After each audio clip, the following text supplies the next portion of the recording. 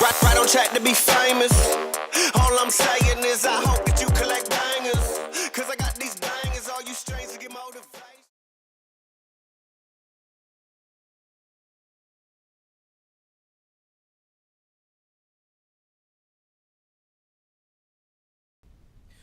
What is going on, guys? It is Drew here again with another Nerdiculous podcast. Trying to get back into the swing of things. We are slowly getting back into them. Today, I am hanging out with a good friend of mine. He is a gamer, a fellow nerd. You can check him out on Instagram. You can check him out at Munzlat, Munzlat. Later this month, you can also check him out on Twitch. He is going to be playing for a charity, doing a charity stream. So if you're a big fan of old school side-scroller games like Mega Man and stuff, definitely check him out. He will be playing with Extra Life. It is a charity organization that helps kids. So everybody welcome Matt. What's going on, Matt? Hey, nothing much, man. Thanks for having me on again, man. I was looking forward to this. Dude, I always enjoy hanging out with you. Hell yeah. Dude, I'm glad that things are starting to, pick up or get back into the swing of things and all that. Man, it's been a crazy month with like movies, all of it. Like nothing like too insane, but just a lot of shifting and all that. Like, have you seen Venom? Oh, Venom? No, I haven't seen Venom, but I was just gonna say like September to October is always like insanity. Like it's like calm, but things are still happening. Like big things don't get released, but things are coming out that like still are notable, like Venom. Man, all I'm gonna tell you is stay after the credits. I like how everybody was poo-pooing it, and there was like that internet where people were making fake bad reviews on it, even though it wasn't even released yet. And like Rotten Tomatoes score came out and was like, this movie's garbage, and then it released and hit like box office records. And it was just a giant middle finger. It was like, oh, don't go see this movie, it's crap. And then all of a sudden, it's like, no, everybody who likes Venom is going to see this. Like, Spider-Man fans are down for seeing this. Yeah, and they did Venom right. Like, even in just the small clips they were releasing, I was like, this is the Venom I've wanted. But it's still PG-13, though, is my problem. But the thing is they still managed to just have the charm of you feel it's Venom, you know what I mean? Yeah. I'm trying to think of another, like, I'm trying to think of the older Marvel movies. It's not like the first Hulk movie. It's not like oh yeah, it's the Hulk, but damn, you really just felt how it nerfed itself in a sense. Yeah. With the Venom movie, yes, there could have been more, dare I say the word carnage, but there could have been more carnage in it. Like, there could have been more violence, but they did it in a way to where I didn't leave the movie wishing there was more. I was like, oh man, they could have, but I was really happy with what I was served. Oh, that's cool. That's what I was hoping for. I just wanted a Venom that was like, I mean, in Spider-Man 3, you got your glimpse of like this symbiote-looking type of Venom, but like it was for the majority of the movie just a black Spider-Man suit. And this movie, you really just get to see that type of Venom that we grew up seeing in the comics and the cartoons. That really bulky, veiny, and teeth and all that stuff. Like you really get that in this movie. So I was happy. That's good. I haven't gotten to see a lot of movies lately. I've actually been binge watching Netflix, and so I was watching. Have you ever seen Big Mouth? No, I haven't. So Big Mouth is this cartoon about these kids growing up. Basically, I think they're like 13 or 14. They're just starting to hit puberty, and one of the big gimmicks is like the puberty monster is like real, so all the kids going through puberty can see it. And like I watched season 1 and it was cool and it was funny and I liked it, and then for some reason I was watching season 2 and it really hit me where I was like, oh my god, I remember going through similar shit. And I recognized people. Like, you had like the mom, you had the girl that was acting out because her parents are going through a divorce. You had the kid whose parents are just way too free love. Like, all the people in the movie or in the show I could relate to because I knew somebody like that, or I knew parents like that, and it or some like I was like, oh my god, it's definitely a show that's geared towards an older audience just because of how raunchy it is. But I feel like more teenagers should watch it because it's like, listen, everybody has gone through that same shit you go through, so don't feel weird. You know, it's that thing. Yeah, those embarrassment feelings you have, like, everybody's done it. I do love it now. I've been watching season 2, and it's definitely worth a watch. I'll have to definitely check it out. And you said it's on Netflix. Yeah, it's on Netflix. It's called Big Mouth. It's hilarious. It's definitely dirty, but it's so funny. Oh my god. So I got my hotel for KatsuCon because I'm more than likely gonna go to KatsuCon again. Oh, you got a hotel? Yeah, I got a hotel. I'm actually gonna call one of the other hotels because I noticed that they have rooms available Saturday night, but not Friday night, which is kind of weird. Like, usually when people book out the hotels, so it's weird. So unless somebody's like leaving, so I was gonna call them and be like, hey, can you put me on like a list or something to send me an email if a room opens up? Because where I'm staying right now is quite a bit away, and I'd rather be like close to the hotel for the convention.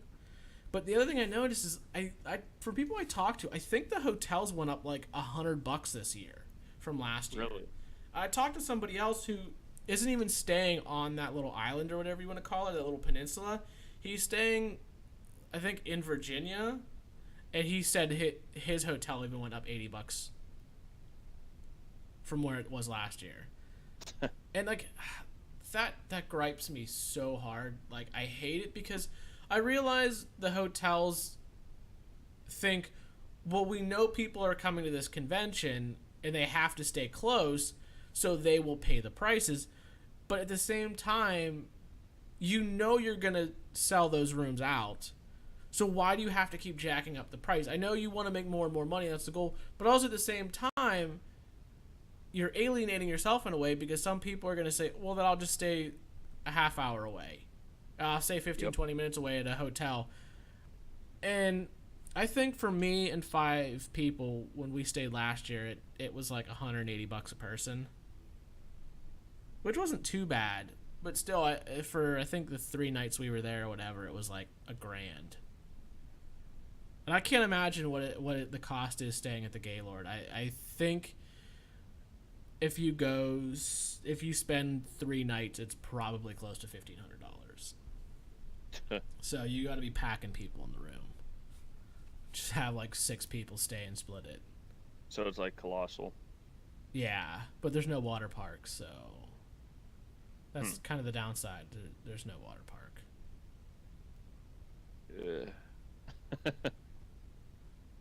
It's still fun though. Like, I have fun going to conventions, even if they are so overpriced. Yeah, this is gonna be my first Katsu.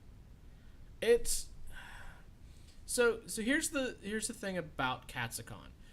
Is it's fun because you get to see a lot of amazing cosplayers, a lot of super awesome costumes, but it sucks because it's so crowded.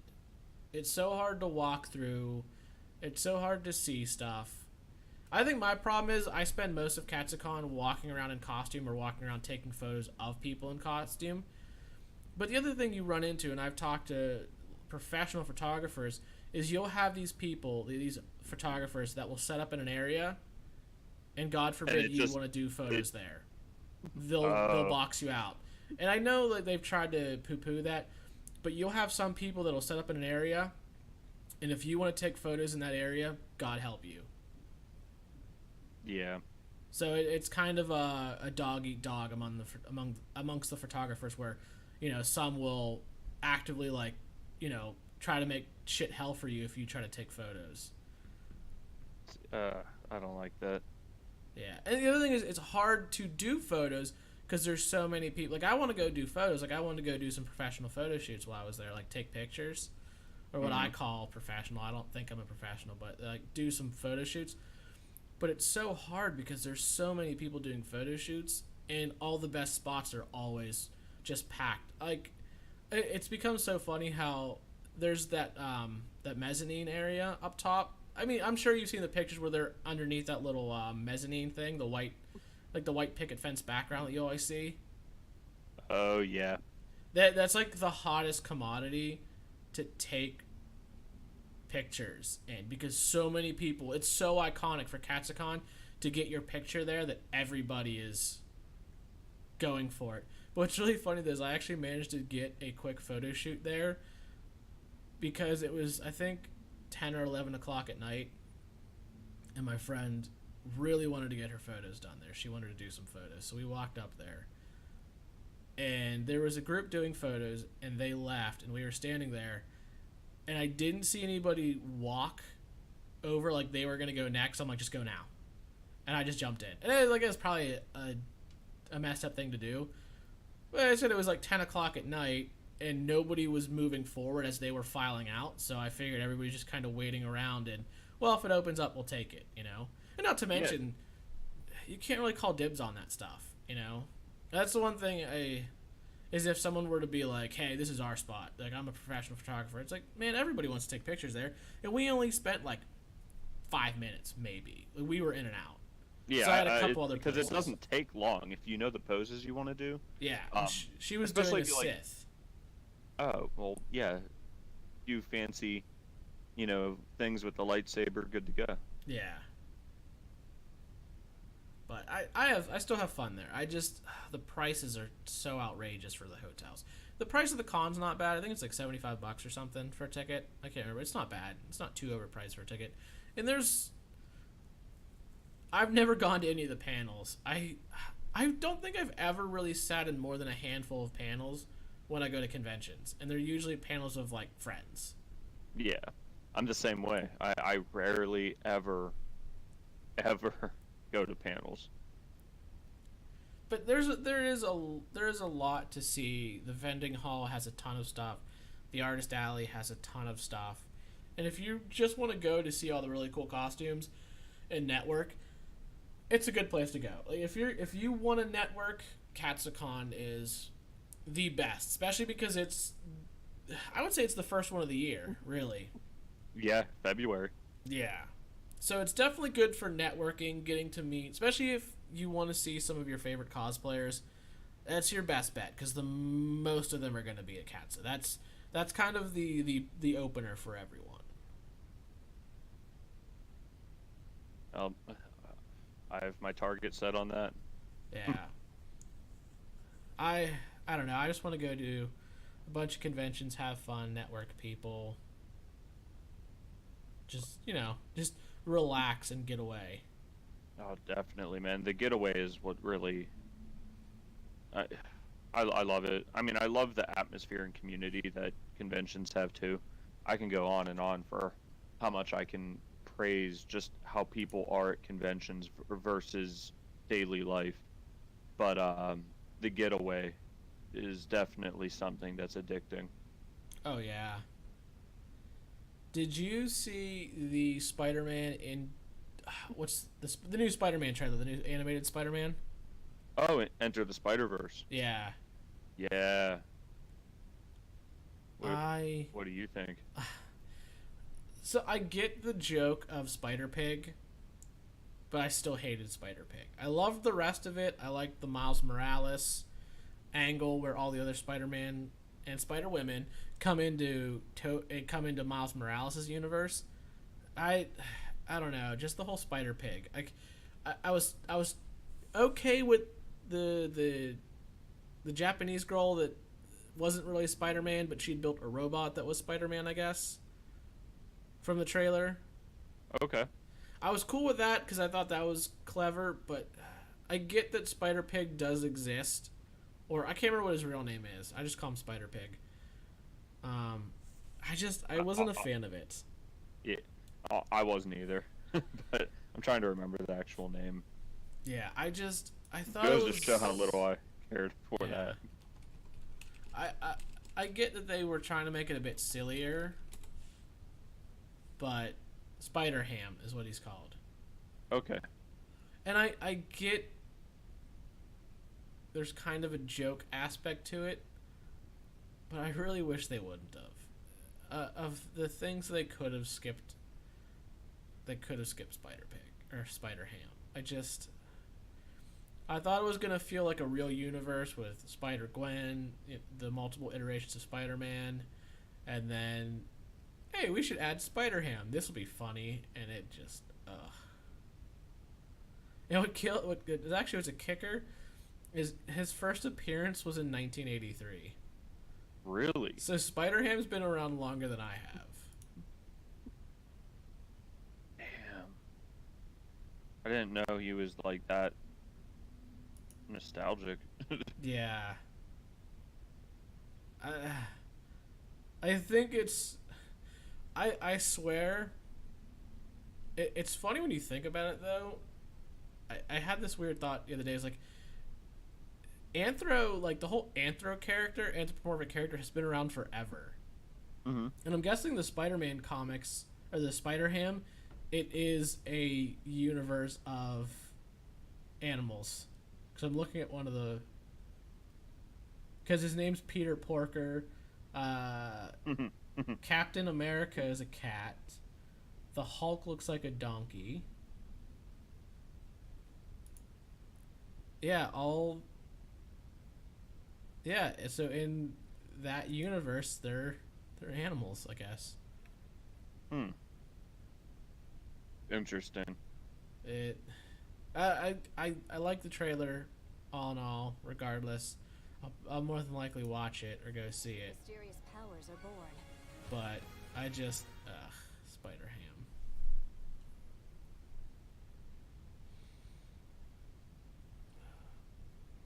I'll never get over it. Did you see what other stuff have you been watching? Like, have you been trying to catch up on like any animated series? Actually, it's funny you mention that because when we were talking about series, I wanted to make a point of bringing this one up, and I actually plan on maybe even later tonight if I get the chance to catch up on it, especially because I watched the dub and not the sub. Don't hate me for that. I just love Christopher Sabat. My Hero Academia.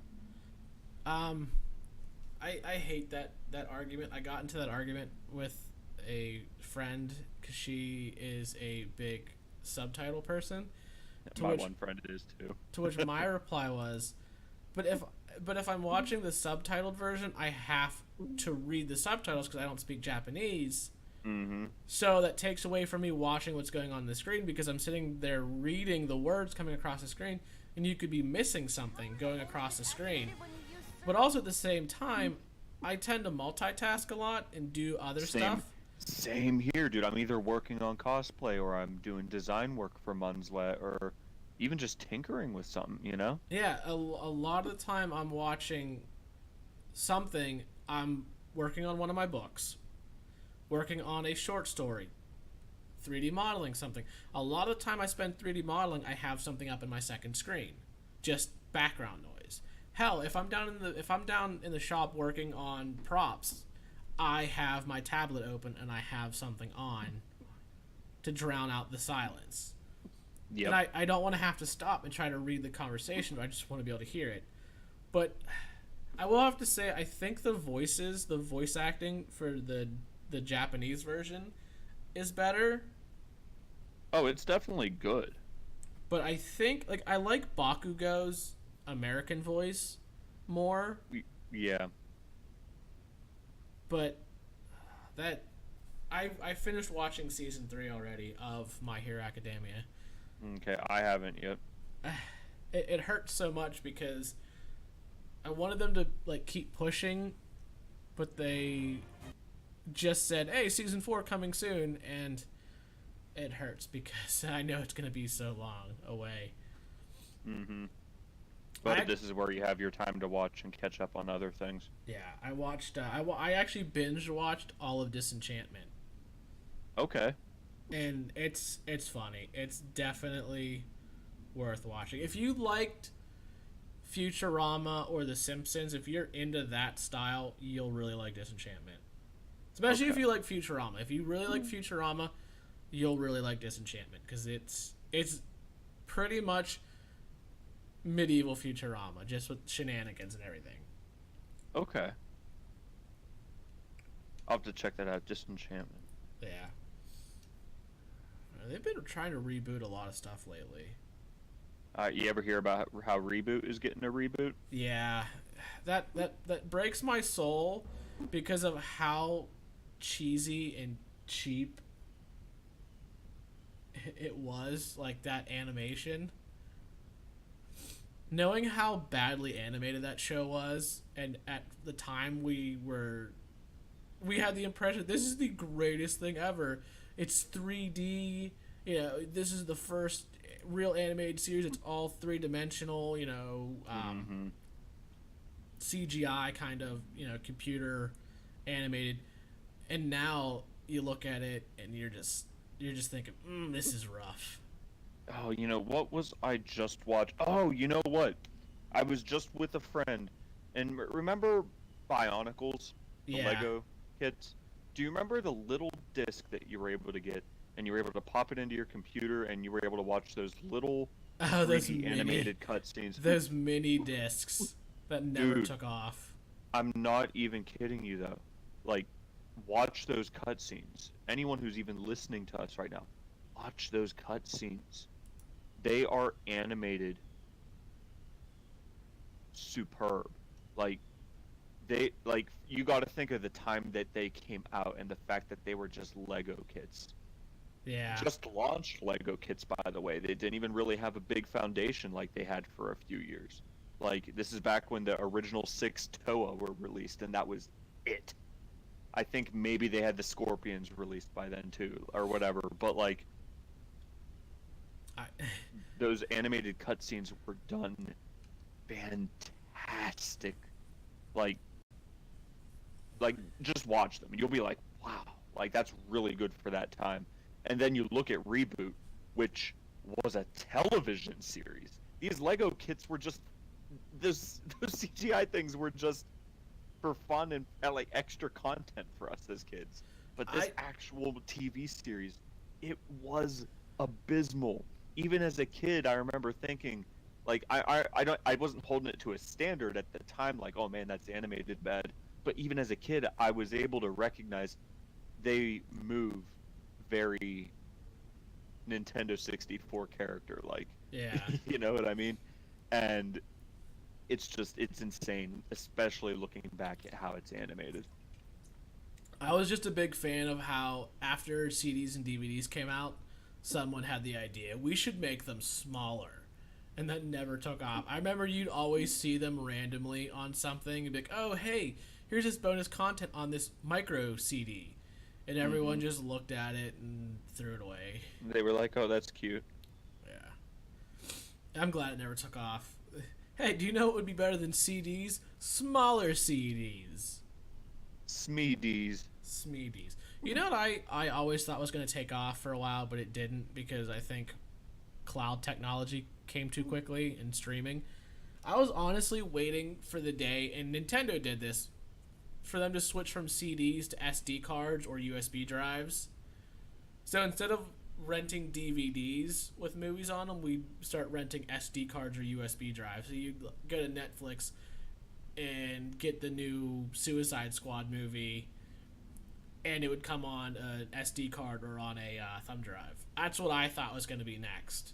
When people started getting away from CDs because they scratched too easily, I honestly was waiting for discs to start movies to start coming out on discs. Mm-hmm. But I think they're too easy to lose. And honestly, dude, I mean, I've had discs get scratched up. I'm not gonna act like, oh, what are you talking about? That doesn't happen. I've definitely had my share of things that I have scratched up because of negligence or laziness. Oh yeah. But I'll be completely honest, out of the few games and movies that I really truly appreciated and took care of, the disc is still immaculate. You know, everyone has their share of discs that get ruined, but it's really just your own negligence that makes them get that way. You know what I mean? You know what they should do? They should bring back the 4-inch floppy drives, but they're SD cards. So that's what we put movies on. So instead of DVD players, they're Mega Drives, and they're 4-inch SD card, and that's how movies show up on. Get rid of the CDs, you don't have to worry about scratching a floppy drive. Like I said, it looks like a floppy drive, but it's actually just an SD card with tons of memory on it. Actually, if you really want to talk about, some crazy shit, let's get some USB reels. What is exactly a USB reel? Like, I'm talking the film on the spool. Plug it into the USB. The USB has a little LED in it that shines the light. You get what I'm saying? Oh, that'd be hilarious. Like, just have this ridiculous little contraption that is, like, so intricate and, like, made with all this crap to do something essentially backwards. I love stuff like that. Speaking of going backwards, did you see who wants to be in the next Suicide Squad? No. Dave Bautista has I did see that because of James Gunn. Yeah, Man, how about all of that with him and James Gunn? I've never seen an actor rally with a director so hard. Yeah, that's good to see though, standing by him. Definitely. Because, I mean, I love Disney, but I will also recognize the faults that Disney creates as well. Not to turn this whole podcast into it, because I'm sure I could go on for the rest of the time being over it, but like what Disney is doing to Star Wars. Well, apparently they've said we're probably going to tone down. I think when Han Solo flopped, they kind of went, oh, maybe we can't just turn everything into a Star Wars movie.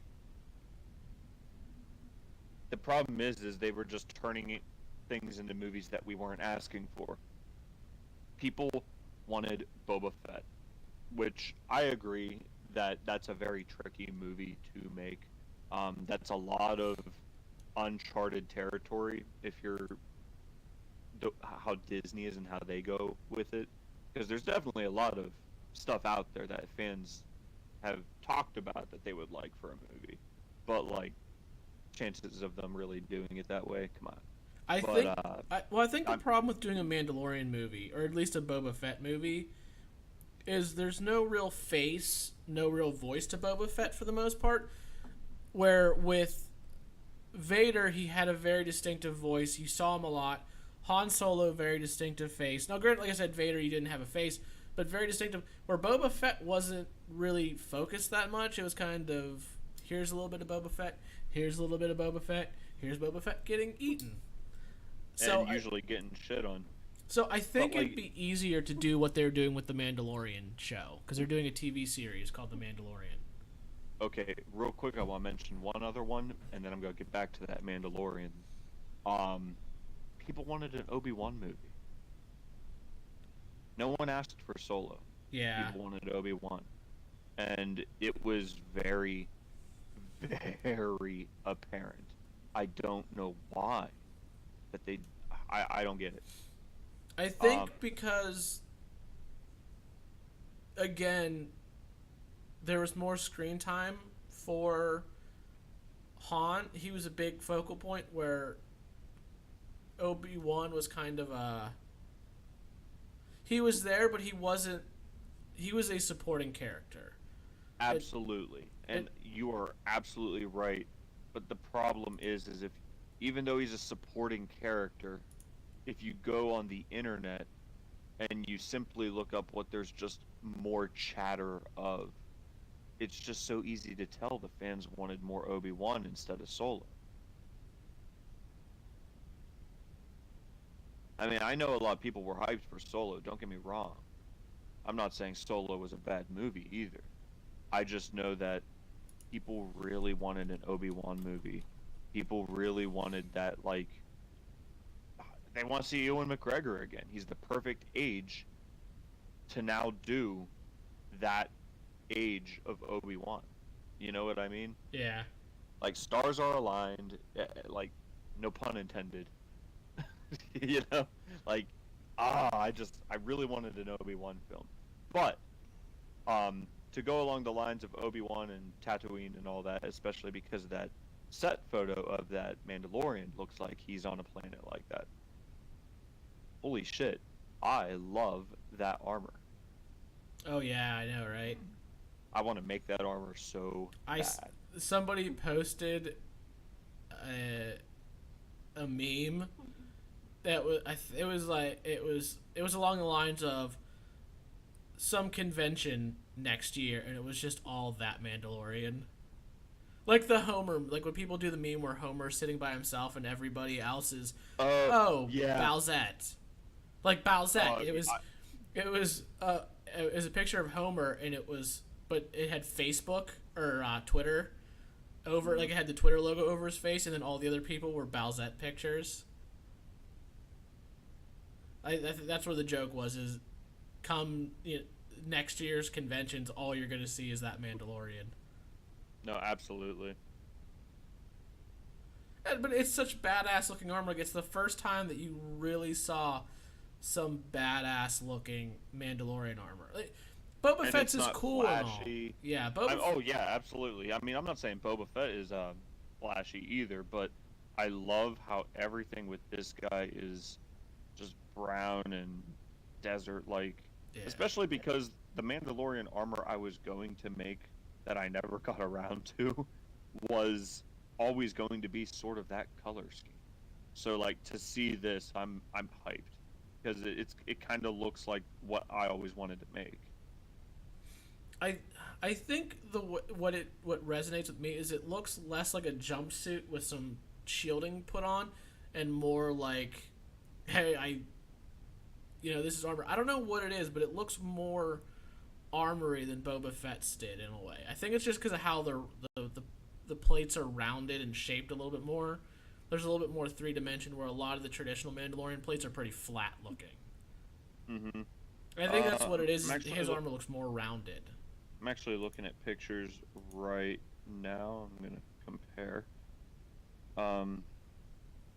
I could be wrong, but so here's one thing: Boba Fett had pouches on his thighs.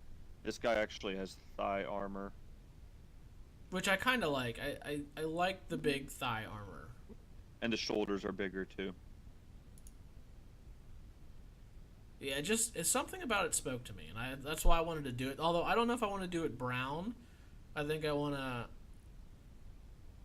See, that's another thing I like about it is that armor would also look beautiful in totally saturated, desaturated colors, like just all metals, Yeah, like it's throwing definitely some gunmetal, throwing some chrome trim, like stuff like that. Oh, it's definitely gonna be a hot commodity. When people, I'm definitely gonna imagine seeing more people. That's just my opinion. I think that you're gonna see a lot of people. Oh, hands down. Did you see? I saw you shared the that video, the zombies video with Captain America. The zombies video. It somebody put a mashup of Captain America and then put it to the zombies track. Oh yeah. That hit me right in the feels. See, I love making stuff like that, man. If I my thing is acquiring the footage. I mean, you've seen the Overwatch ones I do, and that's me working with crumbs. I have the Star Wars movies. I'd love to actually put one together with that stuff. I'd love to do Marvel. Like, I'd love to work with bigger series. It's always trying to acquire the footage that makes it so difficult. Like I said, I think it was because, like, I love seeing mashup videos like that, but I think it had to do with, like, the Zombies song and the fact that he just said his farewell. He's done. Chris Evans is done doing Captain America. I think it was just all that. I was like, so many feels. I'm so hurt right now. I know, and I can't believe how long he's been playing Cap. Yeah. Like, it doesn't feel that long ago.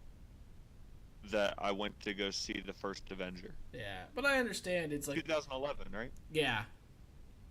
But I understand he doesn't want to be forever known as Captain America. He wants to be able to have those other roles. Because he did really good in the Mission Impossible. He was awesome in the new Mission Impossible. But it's so many people are just going to be like, you're Captain America. And he's like, I've done other things. Actors just need to learn how to play off of it, though. Yeah. Schwarzenegger being a perfect example.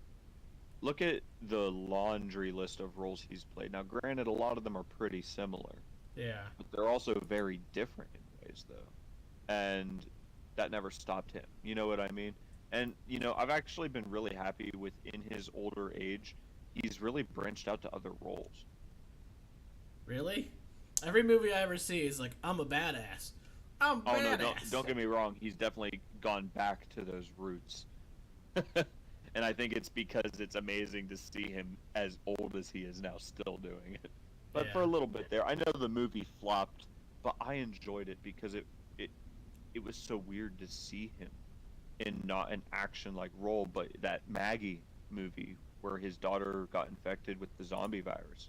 Yeah. And he was just an old father on a farm that was like not coping with the fact that his daughter is dying. Oh, no, I agree. Like that I mean, I didn't like the movie because it was slower than molasses, but I still loved it. I think because of Schwarzenegger and seeing him in just something so different. And also I like zombie stuff. Who doesn't like zombie stuff? Did you see the leaks for PlayStation's already started work on their next console? No. Yeah. I've actually stayed away from anything console, man. Hate to say it. I just kind of keep up with the gaming nerd news. Yeah. I've just been seeing, and they're not going to call it PlayStation 5, but apparently they're starting, I guess... They go call it PlayStation 1? Probably. PlayStation, this isn't actually like the article that I'm looking at says the next PlayStation could be backwards compatible. Yeah, well, why not? It's, you know, like I feel like every console should be backwards compatible because it's your technology, you know. You exactly. made the last system. Don't cuck yourself on your own. Yeah. On your own customer base. Like, yeah. I hate it when companies do that, man. That's just add that to the list of reasons I sold my Xbox and everything, man. I can't stand that stuff, and that's why I'm PC now. I'm PC because all my Xbox gamer friends pretty much dried up or went to PC, and yeah, that too for me. It was depressing. I think what's funny really though, depressing. Speaking of Sony, is how long it took for them to do crossplay, and it's been pretty much people beating down their door and threatening to not work with them to where they're like, alright, I guess we'll crossplay. Because they just made Fortnite crossplay. Although I'm kind of worried about Fallout 76 because I've been seeing people like the early betas, and now I'm like looking at some of them like, man, I'm kind of worried. I was excited a couple weeks ago when I did the video game podcast, and now I don't know. I think it's gonna be a cult classic. I think fans will enjoy it. I don't think it's going to be a bestseller. I don't think it's going to change the... How should I put it? I don't think it's going to change how things go within the fan base at all. I think fans will sort of play it, be like, okay, that's sweet, yeah, I'm hungry, feed me, cool. But, like, I don't think it's gonna create waves. I guess what my worry is I'm so used to the previous Fallouts where it was always story driven. Sean. I have so many friends that are obsessed with Fallout, dude. Like obsessed.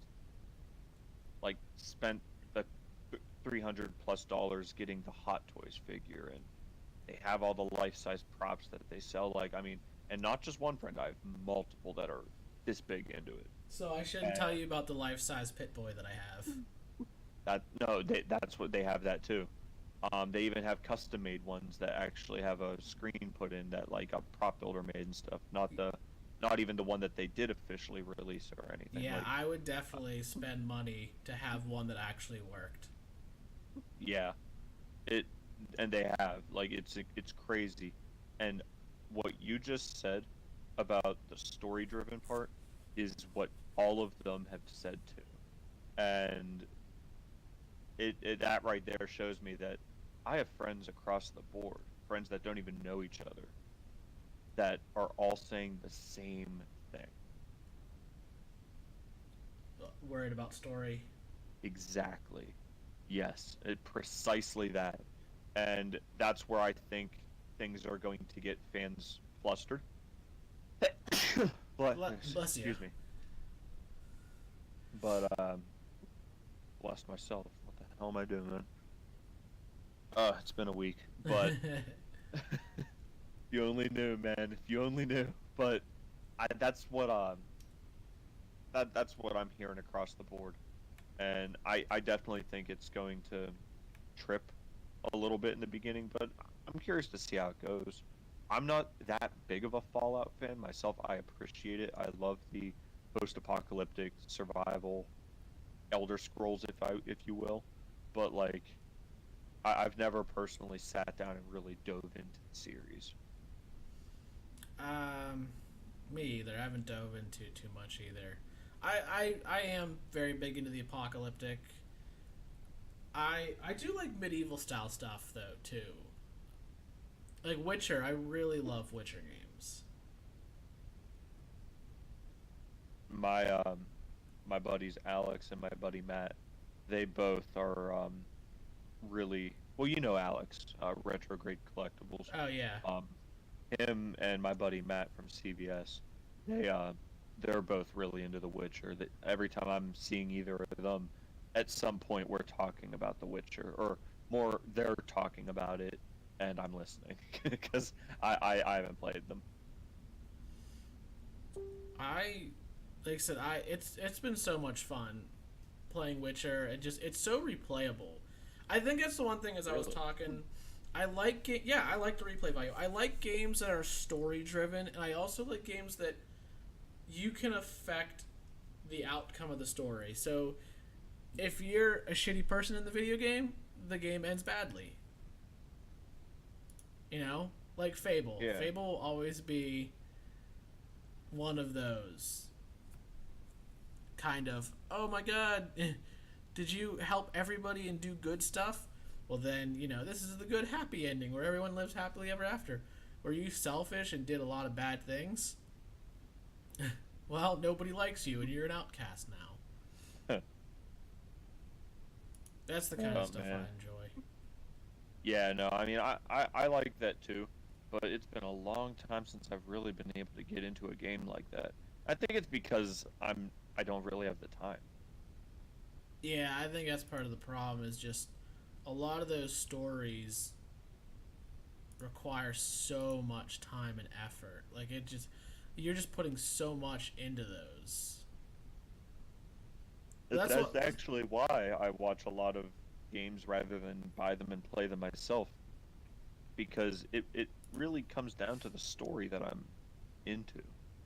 I mean, there are certain games where I'm like, no, I need to play that. But there's also a lot where I'm just like, I really want to dive into this universe and just witness it and experience it. Yeah. Like I did that with Mass Effect, because that's another series that I was like, and I tried with Mass Effect. I got the first one, and it was more RPG based with how the weapons worked. In the first one, like you could be aiming at something, but just the accuracy of the guns and all that, it was a very weird first-person shooter experience. But by the second one, they fixed it. But it was just so hard for me to enjoy the game because I couldn't stand the mechanics. Yeah, the mechanics are a big part. Like, you could have the best story ever, but if the game is clunky, you're gonna have a bad time.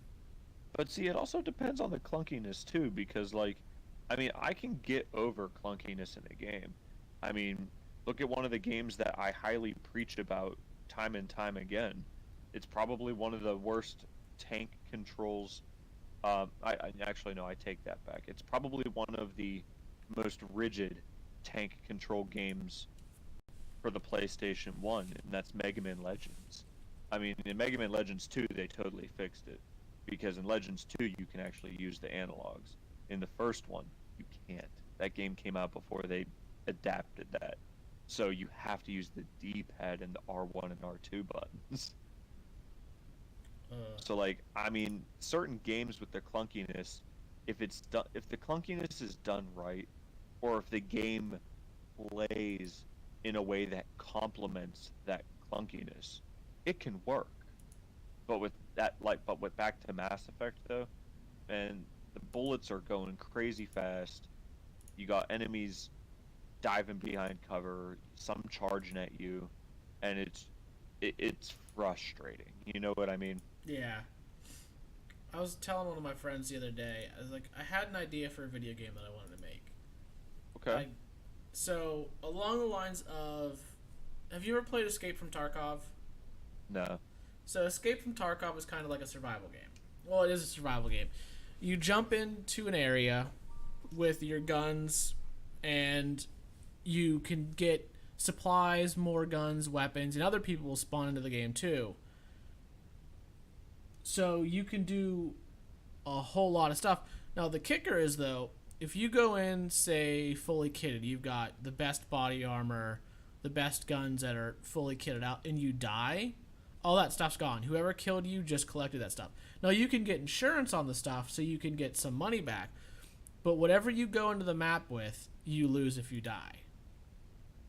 So you've got to weigh your options. What are you going into this map for? Are you trying to go in and really collect? So maybe you want to go light, you know.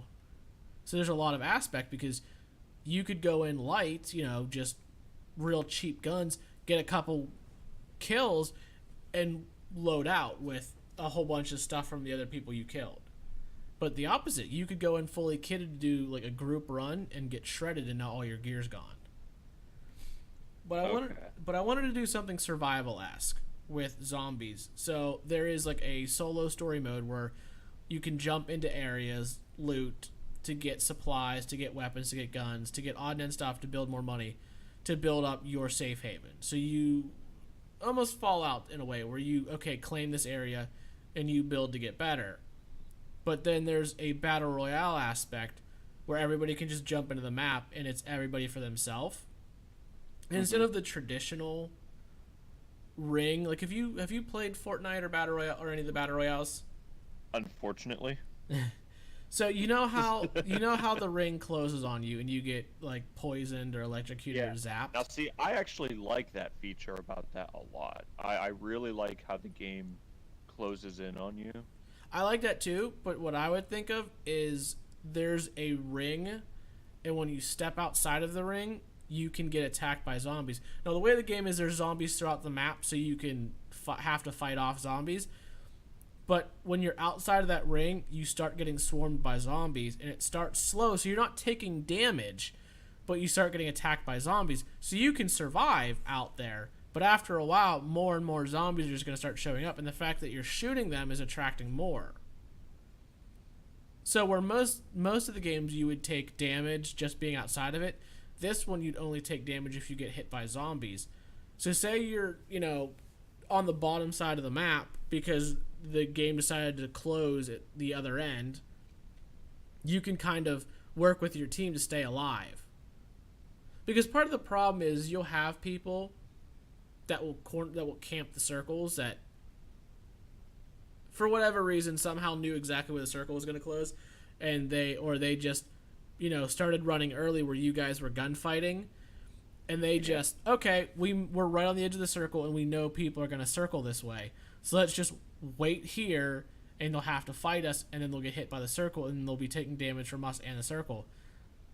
I like it because, say you're gunfighting, Well, the zombies are going to start creeping in from outside of the circle. So if you're trying to circle camp and you're super close, you're also going to be attracting more attention to you. So in a way, it kind of forces you to not want to coast the outer edge or to camp the outer edge. So the bigger the gunfights, the more it can attract unwanted attention. Okay. So in a way, like if you purposely camp the corner or camp the edges and get into heavy gunfights, those zombies are still trickling in, just not as fast as they are outside of the zone. Okay. But I like it. Yeah, I like the idea of being able to have a game where you can PvE. So, like, okay, you know, these are just survival runs, and there's other players that jump in. But then there's the Battle Royale section where, okay, you're going in. And the other thing I'd like is things you collect in the Battle Royale you can leave with. So let's say you find some pretty cool clothing and you survive the Battle Royale. Either you get to the extraction zone like in Tarkov, or you're the last team standing. If you killed somebody and you looted their clothes, you get to escape with those clothes too. So whatever you leave the map with, you leave the map with. Guns, clothes, armor. So it kind of rewards survival. But also at the same time, then that also does kind of reward cheating, because then you'd have people that would just aimbot it up to collect as much stuff as they can before they leave. That's where the toss-up comes. Okay. That's kind of the reason why I have such a beef with PUBG, is because PUBG rewards cheating in the sense that you can exchange crates for real-world money. So even though most of the crates aren't worth anything, if you open up X amount of crates and they have items that say you open up 100 crates and 3 of those items will net you $100 for whatever reason. Well, that gives someone incentive to cheat in that game, because the more wins, the more battle points they get, the more crates they open. If they're making money off the crates, that's incentive to cheat, or even selling the crates themselves outright. If you're making enough money, then it justifies the cheating, because it's like, well, I'm making money cheating off this game, so there's no point to stop. Exactly. And the other thing is they completely borked the system. They went to a region lock style system where it would be like a ping instead of like, oh, I'm going to join the North America server or I'm going to join the Asia server. It's automatic where it sends you. But I've been watching people play that have pings of like 200. And these are pro streamers who have, $200 internet service and are playing in servers with 200 ping, and they're just sitting like, really? Why am I playing in a European server when I'm in, when I'm on the Americas? Like, I'm in North America playing out of Canada.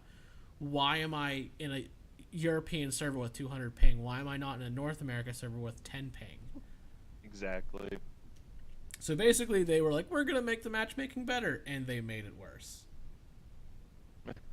Sounds like they do what 343 Industries does.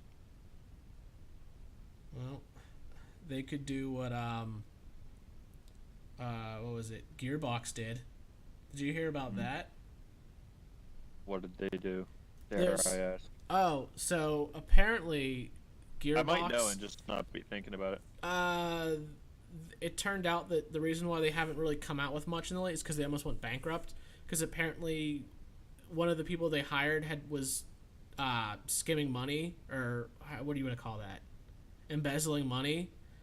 And he embezzled to the tune of like $3 million in the time he was there. And somehow nobody in their accounting department or the CEO captured it. And what's funny about it is he apparently would just open up credit cards, and he was like, this was down in Texas, and he was an average employee making $40,000 a year, and yet he'd have like Rolexes and expensive cars, and no one was like, this guy makes $40,000 a year. How is he affording an $80,000 car? Yeah. But they never caught him. Well, they caught him like years later, but he embezzled something like $3 million out of Gearbox, and I guess he had agreed to pay back, I think, like $800,000 of what he had stolen. and the first check he wrote for 500,000 bounced, and he just disappeared. And the best part is, this isn't the first time he's done this. Apparently, he is a scam artist to begin with fake identities, and nobody ever caught him. And even the dude's lawyer is like, I don't know where he's at. He just is gone. Wow. That's really embarrassing. I'm willing to bet that this guy had... He was waiting to be caught, so he had everything worked out. He probably knew they were going to figure it out sooner or later, but I think they didn't figure it out till after he quit. I think he had already quit when they were like, oh, this is, we're running out of money here. This doesn't make sense. And then they went back and checked the books and realized, oh, so so-and-so opened up a credit card to the company and was just buying shit. Lots of shit. Yeah, so. Ooh, October 12th. The new Call of Duty game. Man, back in my day. Back in my day, we didn't have robots and drones. You had one gun with a scope, and the rest were iron sights. We had UAVs. I might buy the new Black Ops, just because it has Battle Royale, and I'm so sick of all the other Battle Royales. But I don't know. I might just keep playing Overwatch. Now there you go. I like playing Overwatch. Oh, all these Halloween skins are sick. I know, right? I love every one of them. May's pumpkin one, I was kind of hit or miss on. Widowmakers I kind of liked. I love Widows. Even though it's just different stitching in a way. Yeah. I really like the Soldier. So do I. Yeah, I liked Soldiers. I actually was thinking about trying to model that, but I don't have any time. Yeah. Just so much stuff going on. It's like I really want to make that rifle, but I do not have the time for it. The Grill Master one. No. His slasher one. Oh, yeah. That slasher rifle? The Grill Master I already made. I made that when I actually had time. Nice. You'll have to send me pictures. I'd love to see it, man. I haven't finished printing it. That's one of the problems. It's such a long, extensive print. Yeah. Oh, this is a really funny one. A professional sports team apparently has a strict no Fortnite rule on the road trips. But Hovart, one of the star players of the Vancouver Canucks in the NHL, says Fortnite is definitely a no-go for road trips. He told TSN 1040 that he would rather him and his teammates spend time together enjoying their road trips in the real world. That's so funny that, like, Fortnite has become this drug. Fortnite just went from being just some regular game that people have fun playing to this drug that, just one more match, I swear I could get a win, and then my girlfriend will come back. I'll show her. I actually despise that game. It's not because of any bad experiences like that. I just tried it, and I just absolutely hate it. So I actually have had bad experiences with the game where I've had people like, well, you know, it's this, that in the game. And I've watched streamers even complain about it. It's the bloom in the game. It's the randomness of the gun itself. Because I've had guns where I'm point blank at a dude from not even a far distance away, and the first 3 shots miss, even though my crosshairs are center of his body. Yep. And he'll, like, turn around and just 2-shot me, and I just look at the screen thinking, how is this possible? This is a semi-automatic rifle from super close distance, and he just shredded me with an SMG. Yep. The other problem is the building aspect. Like, I can't get... I realize if I played it a lot more, I would get the building aspect, but it's just... So many times you'll have, like, oh, I popped this guy a couple times, and then he builds a whole bunch of stuff, and now you're trying to play catch-up to him because he's just building walls around you, and you can't. I like the aspect of it having to be a gunfight, you know? Yeah. You having to have superior reflexes to where, oh, I can just outbuild you and then get above you. Which is why I kind of got into Realm Royale for a little bit, because Realm Royale was a lot like Fortnite minus the building. Okay. It was cartoony, it had weapons that you know, different tier weapons, but there was no building system, which was nice. But thanks for hanging out with me today, man. I really appreciate it. Yay, not a problem, man. So hopefully we can do this again. Have been colliding and all that. Yeah. But